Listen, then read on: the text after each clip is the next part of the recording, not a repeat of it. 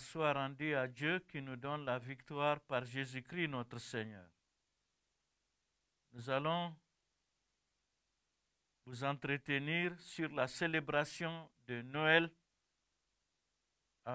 selon le monde chrétien et à la lumière de la parole de Dieu, les Saintes Écritures, la Sainte Bible. La Bible est composée dans l'entendement du christianisme de l'Ancien Testament et du Nouveau Testament. L'Ancien Testament est appelé par nos frères musulmans Taurat Moussa et Zabour Daouda. Et le Nouveau Testament, il est appelé l'Injil Issa.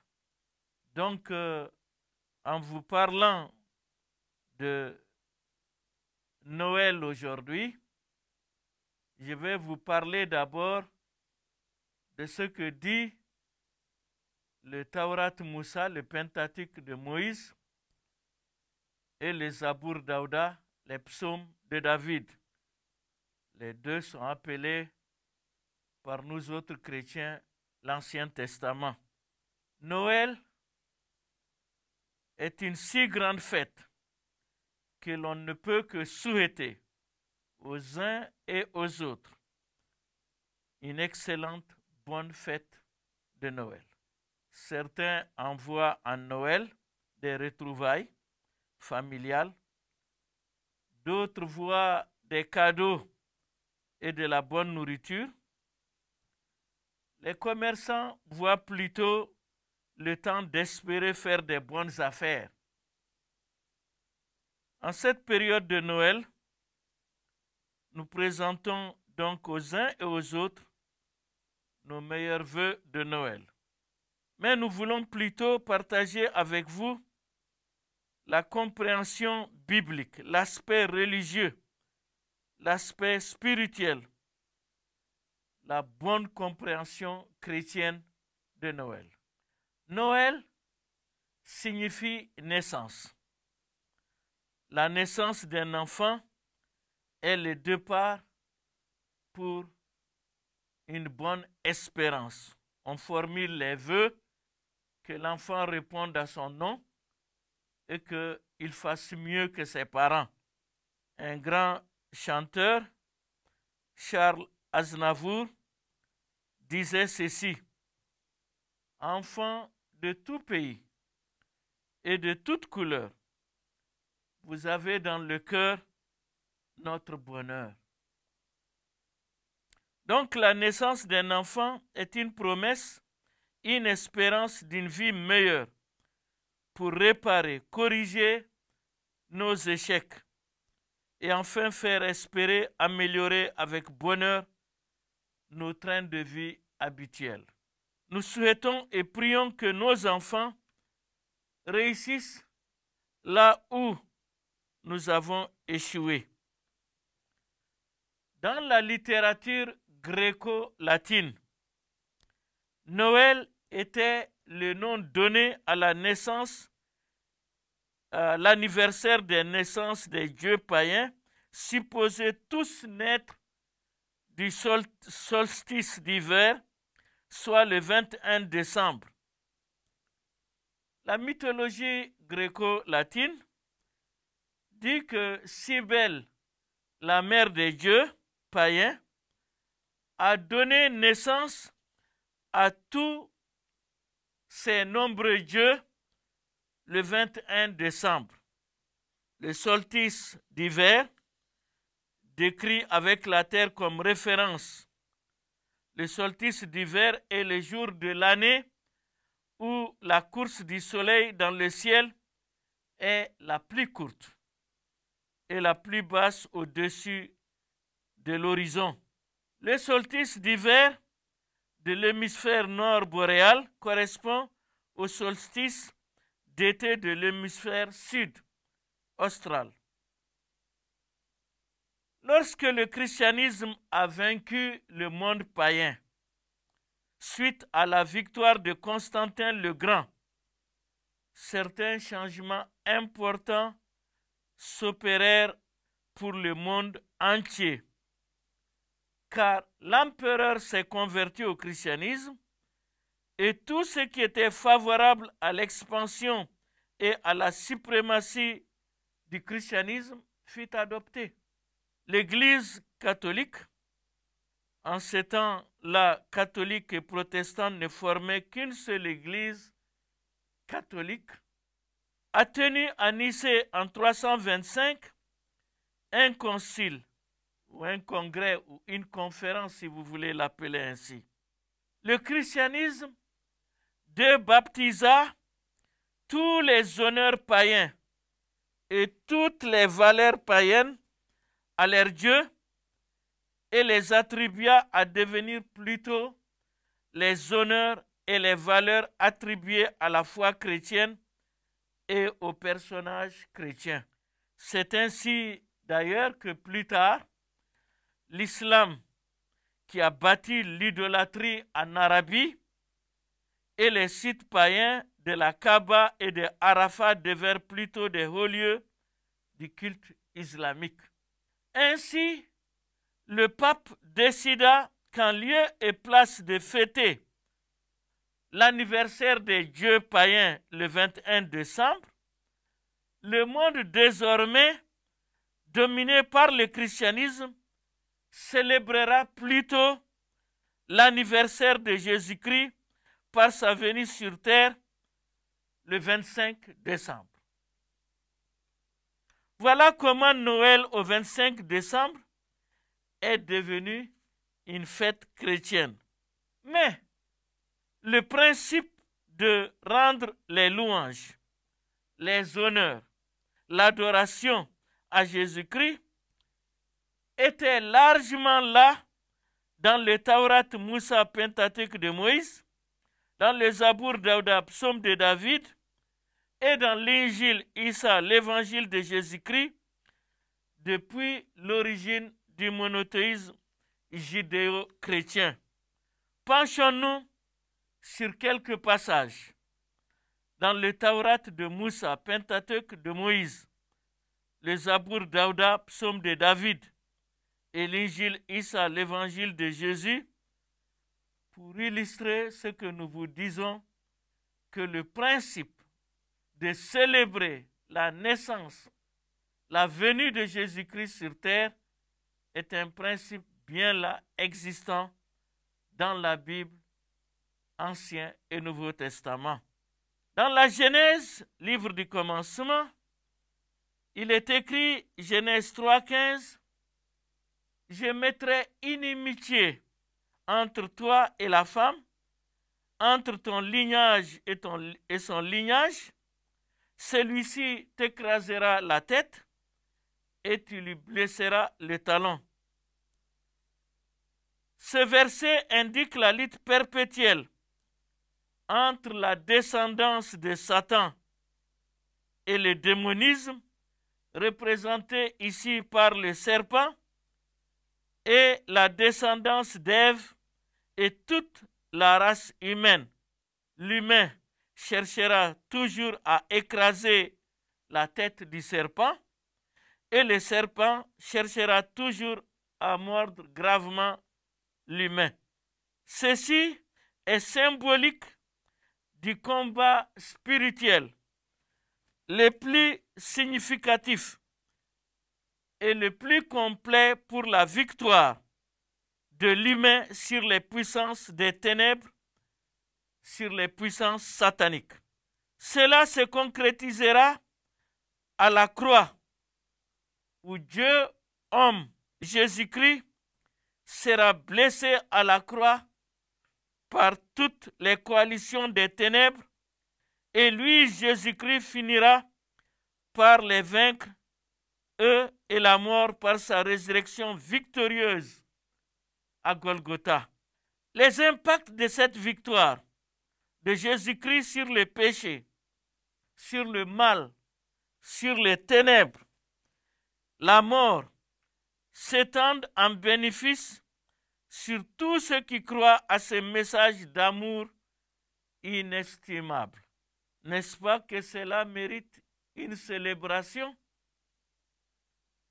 Dans la Genèse toujours, chapitre 12, le verset 3, il est écrit: je bénirai ceux qui te béniront, et je maudirai ceux qui te maudiront, et toutes les familles de la terre seront bénies en toi. Ici, c'est une promesse faite par Dieu à Abraham, le père des croyants. Dieu bénira ceux qui le béniront et il maudira ceux qui le maudiront.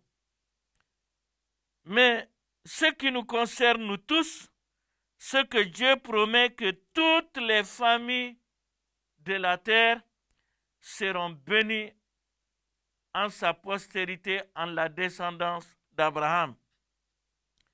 Genèse 14, 17 à 24 rapporte même que l'histoire d'une révélation du Dieu très haut à Abraham par le grand sacrificateur du nom de Melchizedek. Il faut attendre le Taurat Moussa et l'Injil Issa pour comprendre la portée éternelle et profonde de ce récit. Le Messie nous dit l'Évangile et le Zabour. Le Messie sera sacrificateur. Dans les Zabour 110, le verset 4, il est dit: l'Éternel l'a juré, il ne se repentira point. Tu es sacrificateur pour toujours, à la manière de Melchizedek. Dans l'Évangile, Hébreux 13, 1, il est dit: c'est pourquoi, frères saints, qui avaient part à la vocation céleste, considérez l'apôtre et le souverain sacrificateur de la foi que nous professons, Jésus. Il est important de célébrer ce Messie Jésus-Christ que le Taurat, le Zabour, l'Injil qualifient d'être notre souverain sacrificateur pour toujours auprès de Dieu. Dans Genèse chapitre 22, le verset 18, il est encore dit: toutes les nations de la terre seront bénies en ta postérité, parce que tu as obéi à ma voix. Suite à la volonté d'Abraham de ne pas refuser à Dieu, même pas son unique fils Isaac vivant avec lui, Dieu promet à Abraham que toutes les nations de la terre seront bénies par sa postérité, par sa descendance, parce qu'il a obéi à sa voix. L'Évangile trace clairement l'arbre généalogique de Jésus jusqu'à Abraham. N'est-ce pas important de célébrer cette promesse de bénédiction à toutes les familles de la terre? Voilà ce qui est dit dans l'Évangile. Matthieu chapitre 1, le verset 1. Généalogie de Jésus, le Messie, fils de David, fils d'Abraham. Au fils d'Isaac. Il est dit: mais Dieu dit à Abraham: c'est d'Isaac que sortira une postérité qui te sera propre. Genèse 21, le verset 12.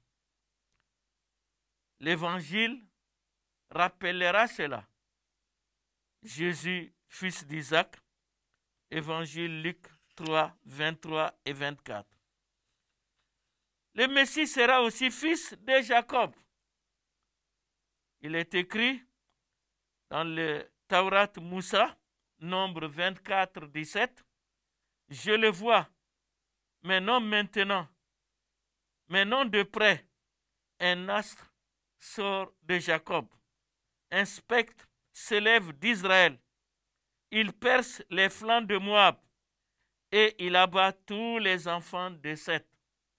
Nombre 24, 17. Et l'Évangile le rappelle. Jésus, fils de Jacob. Luc 23 et 24. N'est-ce pas qu'il vaille la peine de célébrer la postérité descendante d'Abraham par laquelle toutes les nations sont bénies? Dans Genèse chapitre 26, le verset 4, il est dit, « Je multiplierai ta postérité comme les étoiles du ciel. Je donnerai à ta postérité toutes ces contrées, et toutes les nations de la terre seront bénies en ta postérité. » Ce passage du Taurat Moussa indique clairement que la promesse de Dieu pour toutes les nations passe par la descendance d'Isaac. Cela éloigne toute confusion de la descendance d'où doit nous venir la bénédiction de Dieu. L'arbre généalogique de Jésus dans l'Évangile remonte clairement à la lignée directe allant d'Isaac à Abraham. N'est-ce pas que cela vaille le coup de célébrer cela? Le monde attend un grand miracle. Le cœur désire un petit peu d'espoir. Oh, viens, Emmanuel.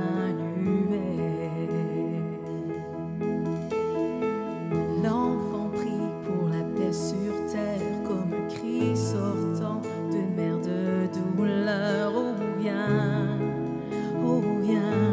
Emmanuel. Entendez-vous les anges qui chantent gloire à la lumière du monde, gloire, la lumière du monde est ici. Les larmes de mer viennent briser la sécheresse. Le son d'amour dans la bouche de l'enfant descend. Oh, descend, Emmanuel. Oh, il est le chant de délivrance. Il est Messie, prince de paix. Il est là, Emmanuel. Oh, gloire à la lumière du monde, gloire à la lumière du monde, gloire à la lumière du monde, gloire à la lumière du monde, pour ceux qui attendent, pour les affamés, ceux qui ont prié et aux égarés. Voici ton roi, voici ton Messie, Emmanuel,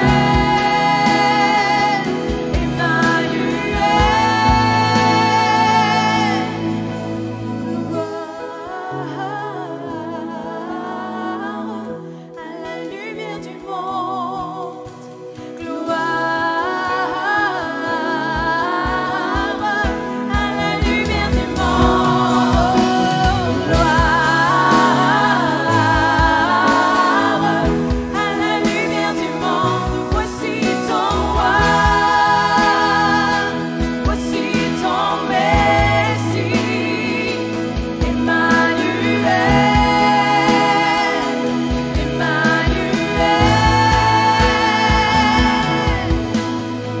Le monde attend un grand miracle. Le cœur désire un petit peu d'espoir. Oh, viens, Emmanuel. Dans Genèse chapitre 28, le verset 14, il est dit, « Ta postérité sera comme la poussière de la terre. Tu t'étendras à l'Occident et à l'Orient, au septentrion et au midi. Et toutes les familles de la terre seront bénies en toi et en ta postérité. » Cet autre passage du Taurat Moussa indique la bénédiction attendue par toutes les familles de la terre, passe par la descendance de Jacob, fils d'Isaac, fils d'Abraham. L'Évangile indique clairement que Jésus remplit cette condition. Cela mérite aussi d'être fêté, car cela renforce la clarté de la prophétie et écarte toute possibilité et tout amalgame et toute confusion généalogique venant d'une autre lignée. Aussi de la tribu de Juda. Il est dit dans Genèse chapitre 49, le verset 10. Le spectre ne s'éloignera point de Juda. Le spectre, c'est le bâton de commandement royal. Le spectre ne s'éloignera point de Juda, ni le bâton souverain d'âtre ses pieds, jusqu'à ce que vienne le Shiloh et que les peuples lui obéissent. Genèse 49, le verset 10. L'Évangile l'indique clairement. Luc 3, 23 et 33. Jésus, fils de Juda. La Genèse chapitre 37 au chapitre 47, bien que cela ne soit pas ainsi écrit, Joseph est le personnage parmi les 12 fils de Jacob qui est une image, une figure, une ombre, une analogie profondément significative, un type de Jésus-Christ. Il nous est dit d'abord, Joseph et Jésus-Christ furent tous deux l'objet d'une vive affection de leur père. Genèse 37, 3, Matthieu 3, 17, Jean 3, 35, Jean 5, 20. Joseph et Jésus-Christ d'eux ont été haïs par leurs frères. Genèse 37, le verset 4, Jean 15, 25. 3. Joseph et Jésus-Christ ont vu leurs frères rejeter leurs droits légitimes. Genèse 37, le verset 8, Matthieu 21, 37 à 38, Jean 5, 24, 25. 4.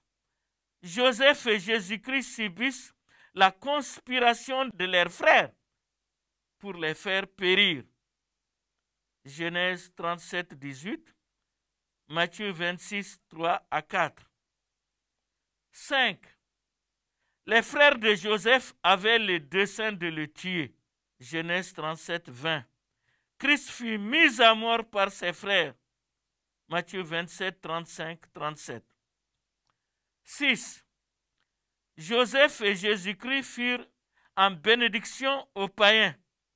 Comparez Genèse 41, verset 1 à 44 et Galates 3, 14. Joseph épousa une païenne. Genèse 41, 45. Et Christ appelle son épouse du sein des païens. Actes 15, 14, Éphésiens 5, 25 à 32. Une fois réconciliés avec Joseph, ses frères furent réhabilités et honorés. Ainsi en sera-t-il d'Israël pendant le règne de Christ. Genèse 45, 1 à 15, Deutéronome 30, verset 1 à 10, Osée 2, verset 16 à 20, Romains 11, 1 à 15 et 25 à 26. Le spectre ne s'éloignera point de Juda jusqu'à ce que vienne le Shiloh et que les peuples lui obéissent. Ce passage indique que Juda, parmi les 12 tribus de la descendance de Jacob, c'est la seule lignée paternelle directe du Shiloh, un autre nom du Messie, Christ, qui signifie celui à qui appartiennent toutes choses. N'est-ce pas la peine de célébrer annuellement au moins celui à qui appartiennent toutes choses?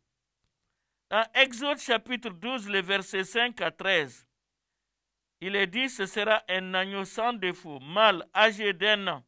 Vous pourrez prendre un agneau ou un chevreau. Le sang vous servira de signe sur les maisons où vous serez.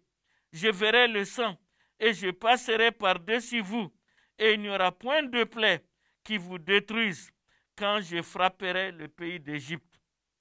L'agneau immolé est sans défaut et sans tache, dont le sang sert de signe pour faire passer la mort par-dessus leur maison, est le clou central de la Pâque juive, qui avait permis de sauver le peuple de l'esclavage, de l'exil et de la mort.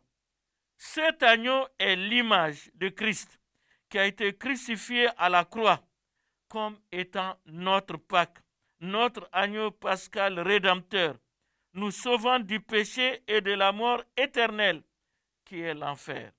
L'Évangile dira dans 1 Corinthiens chapitre 5, le verset 7, Jésus est notre Pâque. Dans 1 Jean 1, 7, il est dit, le sang de Jésus, son Fils, nous purifie de tout péché. Cela vaut donc la peine de célébrer Noël, pas seulement chaque année, mais aussi chaque jour que Dieu nous donne à vivre. Toujours et enfin dans le Taurat, Moussa, voici ce que nous lisons. Je leur susciterai du milieu de leurs frères un prophète comme toi. Je mettrai mes paroles dans sa bouche et il leur dira tout ce que je lui commanderai. Et si quelqu'un n'écoute pas mes paroles qu'il dira à mon nom, c'est moi qui lui en demandera compte. Ces versets ont fait l'objet de polémiques religieuses et pourtant ils étaient simples et clairs. Il est dit au prophète Moïse que Dieu suscitera du milieu de leurs frères. Quelques centaines d'années avant lui, Dieu avait indiqué que celui à qui appartiennent toutes choses et qui viendra sera de la famille royale de Juda, descendant de Jacob, lui-même descendant d'Isaac, qui est lui-même descendant d'Abraham. Moïse est descendant de Jacob, mais de la tribu de Lévi, de la famille de la tribu d'où descendent les chefs religieux en Israël. Donc pour Moïse, le prophète à venir peut être qualifié d'être du milieu de ses frères. Comme lui, ceux qui n'écoutent pas ses paroles eurent bien des fois affaire directement à la punition de Dieu. L'Évangile dira, Jean 3, 36, celui qui croit au Fils a la vie éternelle. Celui qui ne croit pas au Fils ne verra pas la vie, mais la colère de Dieu demeure sur lui. Et même les Saintes Écritures posent la question suivante. Hébreux 2, 3. Comment échapperons-nous en négligeant un si grand salut? N'est-ce pas que l'on doit célébrer ses fils avec crainte et tremblement, mais aussi en nous assurant que l'on a comme Seigneur et Sauveur Jésus-Christ pour avoir la vie éternelle. Joyeux Noël. Le monde attend un grand miracle. Le cœur désire un petit peu d'espoir.